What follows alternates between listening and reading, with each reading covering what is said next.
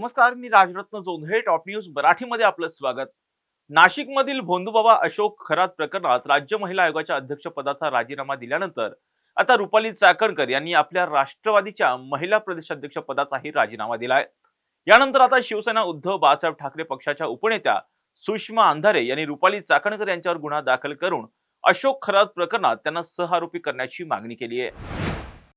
चाकणकर यांचा राजीनामा हा त्यांच्या पक्षांतर्गत विषय होता. पक्षातला अंतर्गत उद्रेक, बाहेरच्या लोकांचा दबाव, समाज माध्यमांवर विकोपाला गेलेली चर्चा यामुळे तो राजीनामा झाला. मात्र माझी मागणी जी आहे ती वेगळी आहे की रुपाली चाकणकर यांच्यावर गुन्हा दाखल झाला पाहिजे, त्यांना सहआरोपी केलं पाहिजे.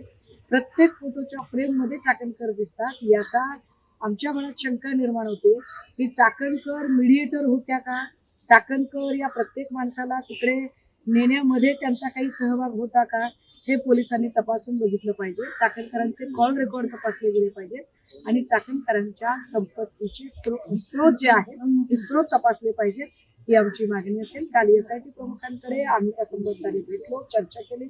आमच्याकडचे काही जे इनपुट्स होते ते इनपुट्स त्यांना देण्याचा प्रयत्न केला. याच्या उपर EOWशी संबंधित ज्या गोष्टी आहेत त्याच्यासाठी आम्ही EOWच्या ऑफिसला जाऊन भेटू आणि मुख्यमंत्र्यांना सुद्धा